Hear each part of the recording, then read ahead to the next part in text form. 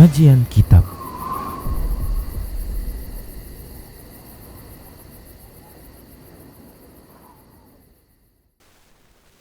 Bismillah, assalamualaikum warahmatullahi wabarakatuh. Innal hamdalillah nahmaduhu wa nasta'inuhu wa nastaghfiruh wa na'udzu billahi min syururi anfusina wa min sayyiati a'malina. Man yahdihillah fala mudhillalah wa man yudlilhu fala hadiyalah. Wa asyhadu an la ilaha illallah wahdahu la syarikalah wa asyhadu anna Muhammadan 'abduhu wa rasuluhu sallallahu alaihi wasallam. Qala Allah ta'ala, ya ayyuhalladzina amanu taqullaha haqqa tuqatih wa la tamutunna illa wa antum muslimun. Ya ayyuhan nasu taqu rabbakumul ladzi khalaqakum min nafsin wahidah wa khalaqa minha zawjaha wa batha minhuma rijalan katsiran wa nisaa'a wattaqullaha alladzi tasaaluna bihi wal arham innallaha kana 'alaikum raqiba. Ya ayyuhalladzina amanu taqullaha wa qulu qawlan sadida yuslih lakum a'malakum wa yaghfir lakum dhunubakum wa may yuti'illaha wa rasulahu faqad faza fawzan 'azima. Amma ba'd, fa inna asdaqal hadisi kitabullah wa khairal huda huda Rasulillah sallallahu alaihi wasallam wa syarrul umuri muhdatsatuha wa kullu muhdatsatin bid'ah wa kullu bid'atin dhalalah wa kullu dhalalatin finnar. Para pemirsa Rosyad TV dan para pendengar Radio Medan Mengaji di mana saja Anda berada, rahimani wa rahimakumullah. Alhamdulillah, senantiasa kita bersyukur kepada Allah atas semua nikmat-Nya. Selawat dan salam tak lupa kita ucapkan untuk Nabi-Nya Muhammad sallallahu alaihi wasallam. Kita lanjutkan pembahasan kitab Minhajul Muslim dalam bab adab. Dan pada pertemuan yang lalu telah kita sebutkan adab terhadap saudara-saudara senasab, yang apabila kita melakukan adab terhadap mereka, memenuhi hak-hak mereka, berakhlak mulia kepada mereka, maka itu merupakan bentuk menjalin hubungan baik yang disebut dengan silaturahim dengan mereka.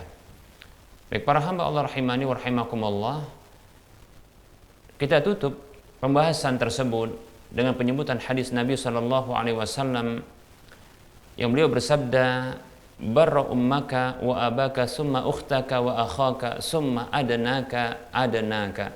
Hadis ini hadis yang dikeluarkan oleh Al-Imam Al-Bazzar dengan sanad yang hasan. Demikian pula diriwayatkan oleh Imam Al-Hakim dalam Mustadraknya. Nabi sallallahu alaihi wasallam bersabda, berbuat baiklah kepada ibumu dan ayahmu, kemudian saudari perempuanmu dan saudara laki-lakimu, kemudian orang-orang yang di bawahmu dan yang berikutnya di bawahmu. Demikian para hamba Allah rahimani wa rahimakumullah. Ini perintah Nabi sallallahu alaihi wasallam untuk berbuat baik, berbuat ihsan, berakhlak mulia, beradab terhadap saudara-saudara senasab. Baik para hamba Allah rahimani wa rahimakumullah, kita lanjutkan pembahasan berikutnya, subjudul yang baru, yaitu adab terhadap pasangan hidup yang syar'i, yaitu adab yang terjalin, yang dibangun di atas hubungan suami istri. Baik para hamba Allah rahimani wa rahimakumullah, ada adab-adab yang terkait dengan suami istri. Kita akan bahas insyaallah ta'ala berikutnya hari ini, demikian pula seterusnya pada pertemuan berikutnya. Seorang muslim, seorang mukmin, maka mengakui bahwa suami istri ini memiliki hak dan kewajiban. Mereka diwajibkan untuk beradab antar sesama mereka. Masing-masing memiliki hak-hak yang wajib ditunaikan bagi yang lainnya, yang hak-hak tersebut ada di pundak mereka, yang setiap mereka wajib untuk memenuhi hak-hak tersebut bagi pasangan hidupnya. Hal ini disebabkan karena Allah Subhanahu wa taala berfirman di dalam surah Al-Baqarah ayat 228, Allah mengatakan a'udzu billahi minasyaitonir rajim walahunna mithlul ladzi 'alaihinna bil ma'ruf walirrijali 'alaihinna darajah. Allah Jalla wa Ala berfirman yang artinya, dan mereka yaitu para istri memiliki hak semisal apa yang menjadi kewajiban mereka dengan cara yang ma'ruf. Mereka memiliki hak, yaitu para istri memiliki hak semisal atau yang sama dengan apa yang menjadi kewajiban bagi mereka dengan cara yang ma'ruf. Walirrijali 'alaihinna darajah. Dan laki-laki itu memiliki kedudukan satu derajat di atas para wanita. Baik para hamba Allah rahimani wa rahmakumullah, ayat yang mulia ini dengan atau lewat ayat ini Allah Subhanahu wa taala menetapkan adanya hak bagi masing-masing pasangan suami istri yang wajib ditunaikan oleh pasangannya terhadap pasangan hidupnya yang syar'i. Secara khusus Allah Subhanahu wa taala melebihkan satu kedudukan, satu derajat bagi para suami berdasarkan ayat ini. Oleh karenanya bisa kita simpulkan bahwasanya tidak bisa disamakan antara suami dengan istri. Tidak bisa disamakan antara laki-laki dengan wanita. Hanya saja kesamaannya adalah mereka masing-masing mereka memiliki hak-hak yang wajib, yang sama-sama wajib untuk dipenuhi oleh masing-masing mereka terhadap pasangan hidupnya. Demikian pula dalil yang lain dari Nabi Shallallahu Alaihi Wasallam ketika Nabi SAW bersabda di Haji Wada, beliau mengatakan Shallallahu Alaihi Wasallam, ala inna lakum ala nisaikum haqqa wa li nisaikum alaikum haqqa. Hadis ini hadis yang dikeluarkan oleh Imam Tirmidzi dan disahihkan olehnya, dan juga ini disebutkan oleh Imam Qurtubi dalam tafsirnya. Baik para hamba Allah rahimani wa rahmakumullah, Rasulullah bersabda sallallahu alaihi wasallam, ketahuilah sesungguhnya kalian memiliki hak atas istri kalian dan istri kalian memiliki hak atas kalian. Baik para hamba Allah rahimani wa rahmakumullah, ini juga menjadi dalil bagi kita, menjadi bukti bahwasanya Islam menetapkan adanya hak bagi masing-masing pasangan suami istri yang wajib bagi pasangannya untuk memenuhi hak-hak tersebut. Dan hak itu adalah sama, yaitu sama-sama wajib untuk dipenuhi bagi pasangan hidupnya yang lainnya. Baik para hamba Allah rahimani wa rahmakumullah, sesungguhnya hak masing-masing dari pasangan suami istri ini ada yang sama antara satu dengan yang lainnya, ada pula yang khusus ya bagi yang lainnya yang tidak dimiliki oleh pasangan yang lainnya, baik suami ataupun ya istrinya. Bila ditetapkan satu hak yang ini khusus bagi suami, maka itu tidak dimiliki oleh istri. Demikian pula ya, bila ditetapkan satu hak bagi istri, maka ini tidak dimiliki oleh suami. Namun ada hak-hak yang juga ya sama, yang masing-masing mereka diwajibkan untuk memenuhi hak tersebut secara sama. Di antara hak-hak yang sama tersebut adalah amanah. Amanah wajib bagi masing-masing pasangan suami istri menjadi seorang pemegang amanah bagi pasangan hidupnya. Masing-masing mereka wajib untuk memiliki sifat amanah atas pasangan hidupnya dan tidak berkhianat atas pasangannya, baik itu sedikit maupun banyak. Baik para hamba Allah rahimani wa rahimakumullah, amanah yaitu kepercayaan yang Allah Subhanahu wa taala tetapkan untuk menjadi hak bagi masing-masingnya, yang masing-masingnya ini wajib untuk menjaga amanah tersebut. tidak menyebarkan rahasia masing-masingnya. Yang tentunya setiap manusia, termasuk suami atau istri, memiliki aib dan cacat yang dimiliki masing-masing mereka. Oleh karenanya, jangan sampai seorang suami atau seorang istri menyebarkan aib dan cacat pasangan hidupnya, karena itu adalah amanah yang harus dijaga. Demikian para hamba Allah rahimani wa rahimakumullah. Selain amanah, maka ada juga ketulusan yang masing-masing ini memiliki hak untuk pasangannya berlaku tulus terhadapnya, berlaku jujur terhadapnya, berlaku ikhlas, rela, ridho terhadap keduanya. Ini adalah kehidupan rumah tangga yang harus dihiasi dengan sifat-sifat seperti ini: amanah, jujur, berlaku tulus, dan berlaku ikhlas. Baik para hamba Allah rahimani wa rahimakumullah. Begitu juga ada hak yang lain, yaitu cinta dan kasih sayang. Yang masing-masing mereka memiliki hak untuk dicintai dan disayangi. Masing-masing mereka memiliki hak untuk dicintai dan disayangi selama hidup, yang tentunya bahkan kehidupan ini lebih panjang ketimbang kehidupan seorang anak terhadap atau bersama dengan orang tuanya. Ya, kehidupan pasangan suami istri ini bisa jadi lebih panjang ketimbang kehidupan seorang anak dengan orang tuanya.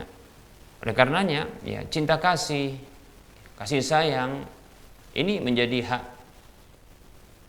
seorang pasangan terhadap pasangan yang lainnya. Oleh karenanya Allah Subhanahu wa taala berfirman di dalam surah Ar-Rum ayat 21, Allah mengatakan, a'udzubillahi minasyaitonir rajim, wa min ayatihi an khalaqa lakum min anfusikum azwajan litaskunu ilaiha wa ja'ala bainakum mawaddatan wa rahmah. Allah Subhanahu wa taala berfirman yang artinya, dan di antara tanda-tanda kebesaran Allah Subhanahu wa taala adalah Dia menciptakan untuk kalian dari diri kalian pasangan-pasangan agar kalian merasakan ketenangan, kedamaian terhadapnya, dan menjadikan di antara kalian adanya cinta kasih di tengah-tengah kalian. Baik para hamba Allah rahimani wa rahimakumullah, ini adalah hak cinta kasih, kasih sayang antar pasangan hidup. Ini ditetapkan sebagai hak antar satu dengan yang lainnya. Demikian pula Nabi kita Muhammad SAW bersabda, man la yarham la yurham. Siapa yang tidak memiliki kasih sayang, maka dia tidak akan disayang. Hadis ini hadis riwayat Bukhari dan Muslim serta Abu Daud. Baik para hamba Allah rahimani wa rahimakumullah. Berikutnya, ada hak yang sama yang masing-masing suami atau istri memiliki hak seperti ini, yaitu kepercayaan,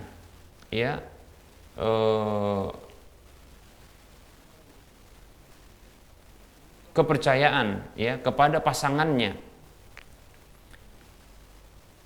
di mana masing-masing pihak ini dipercaya di dalam pengurusan tugas-tugas dalam rumah tangga tersebut. Dikarenakan mereka lah orang-orang yang sangat dekat hubungannya, bukan hanya dibangun di atas hubungan suami istri saja, namun bahkan mereka diikat juga dengan hubungan saudara sesama muslim, sehingga ini lebih kuat untuk memberikan kepercayaan kepada sesama muslim. Allah Subhanahu wa taala berfirman dalam surah Al-Hujurat ayat 1 ayat 10, Allah mengatakan, a'udzubillahi minasyaitonir rajim, innamal mu'minuna ikhwah. Sesungguhnya orang-orang beriman itu adalah bersaudara. Maka mereka satu dengan yang lainnya harus menaruh kepercayaan kepada yang lainnya. Demikian. Lebih-lebih dalam hubungan rumah tangga. Demikian pula Nabi kita Muhammad SAW bersabda, la yu'minu ahadukum hatta yuhibba li akhihi ma yuhibbu li nafsihi. Tidak sempurna iman salah seorang di antara kalian sampai ia mencintai untuk saudaranya apa yang ia cintai untuk dirinya. Baik para hamba Allah rahimani rahimakumullah, suami atau istri dalam kehidupan rumah tangga ya tentunya adalah saudara sesama muslim, bahkan mereka ada cinta kasih dan mereka dihalalkan dengan adanya ya status suami istri ini ya. Baik para hamba Allah rahimani rahimakumullah, tentunya mencintai untuk saudaranya apa yang dicintai untuk dirinya ini lebih dikuatkan bila kita seorang suami atau istri menginginkan kita ya dia dipercaya ya, diarahkan kepercayaan kepada kita ini dipercaya dalam setiap kegiatan kita dalam rumah tangga, maka demikian pula kita harus meletakkan, menaruh kepercayaan kepada pasangan hidup kita. Baik para hamba Allah rahimani wa rahimakumullah, bertambahnya kedekatan hubungan persaudaraan bukan hanya ya dengan sekedar yang diikat dengan hubungan persaudaraan sama muslim, namun bahkan diikat juga dengan hubungan ya status suami istri yang begitu kuat ya, yang bagi orang lain maka ini menjadi haram, namun bagi mereka ini menjadi halal. Nah ini tentunya semakin bertambah ya ukhuwah Islamiyah mereka, yaitu persaudaraan sama muslim mereka, bahkan ya persaudaraan yang dibangun di atas iman, maka ini menambah ya kepercayaan, begitu juga ya menambah kekuatan satu dengan yang lainnya, saling menyokong satu dengan yang lainnya. Baik para hamba Allah rahimani wa rahimakumullah, dan ada hak-hak atau adab-adab yang umum yang ini yang mesti ya suami istri pasangan syar'i ini saling ya memberikan hak tersebut kepada pasangan hidupnya, seperti berlaku lemah lembut ya ketika berinteraksi, menampakkan wajah yang berseri-seri ya, memuliakan ya pasangannya dengan ucapan maupun tindakan ya yang Allah Subhanahu wa taala perintahkan kita untuk melakukan hal tersebut. Allah Subhanahu wa taala berfirman di dalam surah An-Nisa ayat 19, Allah mengatakan, A'udzu billahi minasyaitonir rajim wa 'ashiruhunna bil ma'ruf, maka bergaulah dengan mereka dengan cara yang baik ya. Wa 'ashiruhunna, berinteraksilah dengan mereka dengan cara yang baik. Baik para hamba Allah rahimani rahimakumullah, para suami mereka diperintahkan oleh Nabi SAW untuk saling memesankan antar sesama mereka agar berlaku baik terhadap para wanita, memperlakukan wanita itu dengan cara yang baik. Nabi SAW bersabda, istausu bin nisa'i khaira ya, salinglah kalian berwasiat untuk berbuat baik kepada para wanita, para istri. Demikian hadis riwayat Bukhari. Baik para hamba Allah rahimani wa rahimakumullah, nah ini sejumlah adab dan akhlak, demikian pula hak yang sama antar suami dan istri yang wajib bagi pasangan mereka untuk memenuhinya. Insya Allah Ta'ala pada waktu mendatang kita akan menyebutkan adab-adab secara khusus ya, baik itu atau kita sebutkan hak-hak secara khusus yang dimiliki oleh masing-masing pasangan suami istri ini. Dan insya Allah Ta'ala kita akan bahas itu pada waktu mendatang. Kita cukupkan untuk penyampaian materi pada pertemuan kali ini. Kita buka sesi soal jawab. Baik, bagi para pemirsa yang ingin berinteraksi langsung, silahkan hubungi nomor layan kami di nomor 082288886630. Silahkan berhubungan langsung, telepon kami, atau di nomor tersebut bisa dilayangkan pertanyaan lewat tulisan chatting WhatsApp, atau di nomor yang lain 085261904177.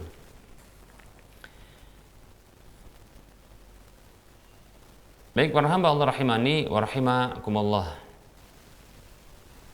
ada pertanyaan yang sudah masuk. Bismillah, assalamualaikum warahmatullahi wabarakatuh. Ustaz, izin nanya, apakah istri harus mandi wajib ketika keluar cairannya dari kelaminnya saat bercumbu dengan suami tanpa berhubungan intim? Waalaikumsalam warahmatullahi wabarakatuh. tentunya ini dilihat cairannya. Dilihat cairannya.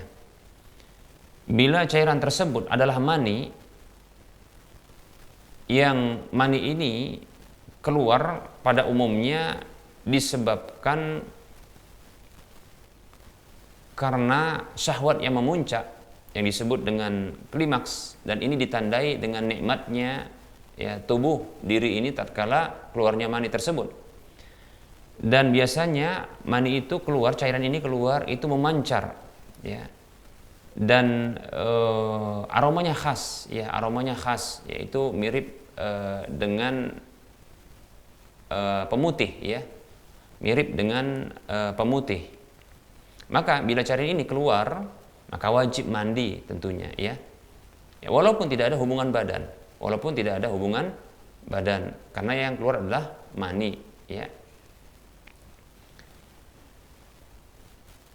Kata Nabi SAW, innamal ma'u minal ma'i, sesungguhnya air itu ya berasal dari air. Maksudnya adalah ya, wajibnya mandi ya dengan air itu disebabkan karena adanya air yang keluar, yaitu air mani. Demikian para hamba Allah rahimani rahimakumullah.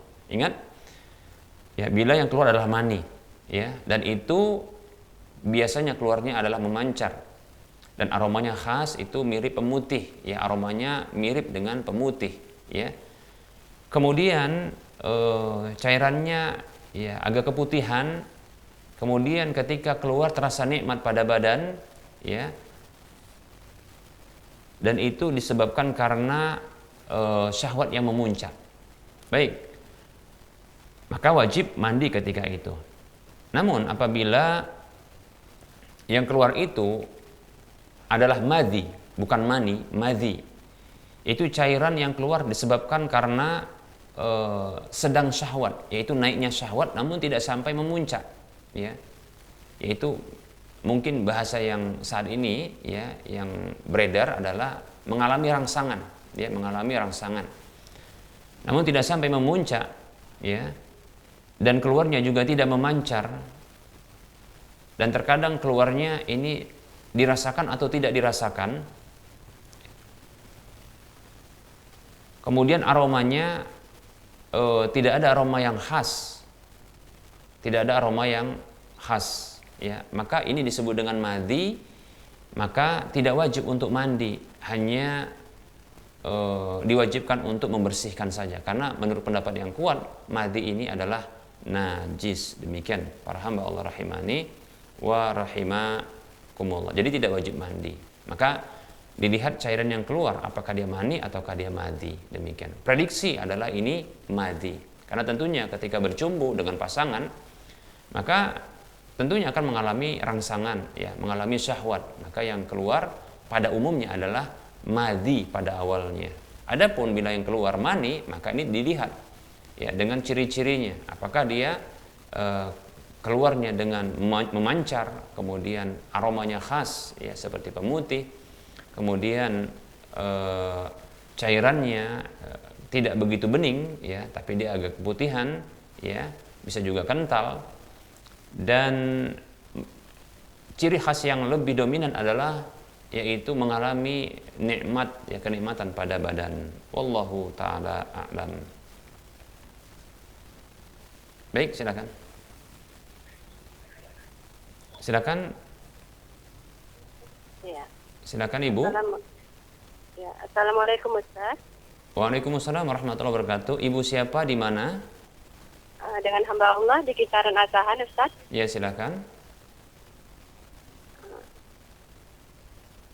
Baik, silakan. Dengan hamba Allah di kisaran Ustaz. Baik, barakallahu fiik, silakan. Begini Ustaz, kami punya usaha dagang makanan. Ya. Jadi ada juga bahan-bahan yang bisa bertahan hingga beberapa hari, ada yang mudah busuk untuk dalam 1 hari aja, begitu Ustaz. Baik. Silakan. Jadi kadangkala ada pembeli yang memesan, hari ini dipesan, beberapa hari kemudian baru dia ambil. Jadi kalau misalnya kita menerima uang DP itu dibolehkan atau tidak Ustaz? Itu satu ya Ustaz. Kemudian yang kedua, ketika kami lagi bertransaksi gitu, terkadang ada pembeli lain yang datang,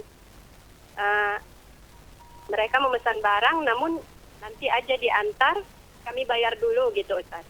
Tapi setelah kami mau menyiapkan barangnya, ternyata barang yang mereka pesan itu tidak mencukupi, kami harus membeli lagi. Apakah cara seperti itu dibolehkan? Hanya itu aja Ustaz. Ya, Baik, jangan diputus dulu, nanti barangkali yang agak rumit mungkin pertanyaan yang kedua. Baik. Oh iya. Pertanyaan kedua, saya mulai dari menjawab pertanyaan kedua ya. Pertanyaan kedua, tadi ada pemesanan barang, ya. Ya. Kemudian ketika dipesan barang itu dibayar di awal. Ya Ustaz. Kontan. Kontan Ustaz. Baik. Kemudian ketika barang tersebut tidak diambil, kemudian ada kekurangan sehingga harus dibeli lagi, begitu? Benar Ustaz. Kemudian waktu penyerahannya kapan? Penyerahannya di hari itu juga Ustaz. Oh, di hari itu juga, hanya saja tapi tertunda ya, artinya tidak kontan di majelis akad penyerahannya ya? Iya Ustaz. Ya, begitu. Nanti bisa diantar gitu kira-kira ya? Ya begitu Ustaz. Baik, kalau yang pertama tadi adalah adanya pembayaran DP ya dari pemesanan makanan. Dan ini tentunya pemesanan makanan kan makanan olahan ya? Gimana Ustaz? Makanan olahan, maksudnya makanan itu diolah. Ada ya, contohnya seperti untuk mie goreng itu Ustaz. Contohnya Baik, seperti ya berarti kan diolah kan begitu dia. Iya. Ya. Ya. Baik, terima kasih. Ya, syukron, jazakillah khairan. Baik ya, untuk pertanyaan yang pertama ya, kita coba yang pertama dulu ya. Para ulama mereka ya berbeda pendapat tentang hukum ya istisna, yaitu istisna minta buatkan makanan, minta buatkan barang ya. Istisna itu artinya akad minta buatkan barang ya, barang yang ingin dibeli. Ada proses produksi pada barang tersebut. Baik ya, mereka berbeda pendapat. Akad istisna minta buatkan ini itu pada makanan, apakah dibolehkan atau bisa diberlakukan ataukah tidak? Saya condong dibolehkan ya, saya condong akad istisna ya, itu minta buatkan barang itu diberlakukan juga pada ya makanan ya, seperti itu. Ya, itu karena ada proses pengolahan ya, ada proses pengolahan. Adapun waktu yang singkat untuk diserahkan ya, maka ini disebut ya dengan walaupun kita katakan ini proses penyerahan barangnya asalkan ditetapkan waktunya, maka ini tentunya dibolehkan, tidak masalah ya. Baik ya, kita ulangi bahwasanya akad istisna minta buatkan barang itu para ulama berbeda pendapat ya, apakah boleh untuk diberlakukan pada makanan ataukah tidak. Menurut pendapat yang kuat, dan saya condong kepada pendapat ini, boleh untuk diberlakukan ya, akad istisna minta buatkan barang itu diberlakukan pada makanan seperti tadi pengolahan mie. Kemudian ada penyerahan uang sebagai bahagian dari harga pembelian tersebut, ini dengan DP yang tidak tunai. Maka untuk akad istisna ya, ini dibolehkan walaupun ya serah terimanya tidak kontan, baik itu barang maupun uangnya. Demikian. Perlu diketahui bahwasanya jual beli kali bil kali, yaitu tertunda barang dan tertunda uang ya, ini tidak diberlakukan larangan ini pada akad istisna ya, akad istisna, kecuali bila akad istisna tersebut yaitu akad jual beli, akad pemesanan barang dengan adanya produksi ya, yaitu akad minta buatkan barang, itu minta buatkan emas ya dengan bentuk tertentu, maka ini tidak dibolehkan karena di sini ada jual beli dengan serah terima yang tidak kontan, dan ini jatuh kepada riba nasiah. Demikian ya. Adapun pada makanan, insyaallah taala ini dibolehkan walaupun ya barangnya diserahkan dengan tertunda di waktu yang telah ditetapkan, demikian pula uangnya tidak kontan. Demikian. Wallahu taala alam. Ini jawaban untuk pertanyaan pertama. Adapun untuk jawaban untuk pertanyaan yang kedua, di mana diserahkan uang secara kontan, kemudian nanti barangnya menyusul kemudian. Nah, ini sesungguhnya termasuk ya jual beli salam, ya, yaitu jual beli dengan mendahulukan harga dengan kontan keseluruhan atas barang yang dipesan, ya, dengan menyebutkan spesifikasi tertentu barang yang akan dibeli tersebut dan akan diserahkan di waktu tertentu. Demikian, ya. Hanya saja para ulama mereka berbeda pendapat, ya, tentang salamul hal, yaitu jual beli salam dengan skema seperti ini. Hanya saja waktunya lebih sangat cepat, sangat dekat. Demikian, ya. Menurut pendapat yang kuat, dan ini pendapat Ibnu Qayyim al-Jauzi rahimahullahu taala, tidak mengapa salamul hal, ya, apabila tidak ada kemudaratan yang akan menimpa kedua belah pihak, yaitu baik itu penjual atau pembeli, di mana ya penjual dia akan rugi, ya, bila dia ternyata harus mencari barang yang lebih mahal, ya, yang dipesan tersebut. Atau sang penjual juga mengalami rugi di mana ternyata barang yang dipesan dengan cara salam ini ternyata lebih mahal didapatkan, ya, pada sang penjual. Demikian, ya. Nah, apabila kerugian seperti ini tidak didapatkan oleh masing-masing pihak, maka wallahu taala alam salamul hal ini dibolehkan, yaitu jual beli barang dengan mendahulukan uang, kemudian menyebutkan spesifikasi barang yang diinginkan dan diserahkan di waktu yang sangat dekat, ya, begitu. Tapi tetap saja ada penundaan penyerahan barangnya, ya.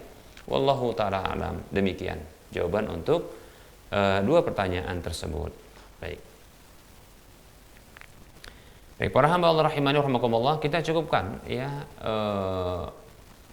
kajian kita pada pertemuan kali ini karena sudah masuk waktu sholat zuhur untuk wilayah Medan dan sekitarnya. Hanya dua pertanyaan yang bisa kita jawab, satu lewat telepon dan satu lewat chatting WhatsApp. Dan tentunya dalam penyampaian ini banyak kesalahan dan kekurangan serta kekeliruan. Kepada Allah Subhanahu wa taala saya mohon ampun, dan kepada para pemirsa dan para pendengar sekalian saya mohon maaf. Kebenaran silahkan, ya, diambil dan diamalkan. Adapun kekurangan dan keliruan maka silahkan hindarkan dan tinggalkan. Sebelum kita mengakhiri kajian ini, seperti biasa kita akan memberikan motivasi kepada saudara-saudara seiman, ya, mari kita berdonasi, ya, untuk membebaskan lahan yang nantinya akan dibangun di atas lahan ini Masjid Al-Muwahhidin untuk wilayah Medan dan sekitarnya. Miliki aset akhirat yang minimal pahalanya adalah 700 kali lipatnya dengan cara berdonasi ke nomor rekening berikut ini: Bank Syariah Mandiri atau Bank Syariah Indonesia di nomor 7127485555 atas nama Yayasan Lajnah Dakwah Medan, kode bank 451. Kita ulangi, silahkan berdonasi, ya, mengarahkan infak dan sedekah jariah yang pahalanya akan terus mengalir walaupun kita telah wafat, dan minimal pahalanya ada 700 kali lipatnya. Silahkan arahkan ke nomor rekening Bank Syariah Mandiri atau Bank Syariah Indonesia di nomor 7127485555 atas nama Yayasan Lajnah Dakwah Medan, kode bank 451. Dan di layar kaca Anda bisa Anda lihat info seperti ini. Semoga termotivasi dan semoga bermanfaat. Mohon maaf atas segala kekurangan. Kita bertemu kembali di lain kesempatan. Wassallallahu ala Muhammad wa ala alihi wa ashabihi ajma'in. Subhanakallahumma wa bihamdika asyhadu an la ilaha illa anta astaghfiruka wa atubu ilaika walhamdulillahi rabbil alamin. Wassalamualaikum warahmatullahi wabarakatuh.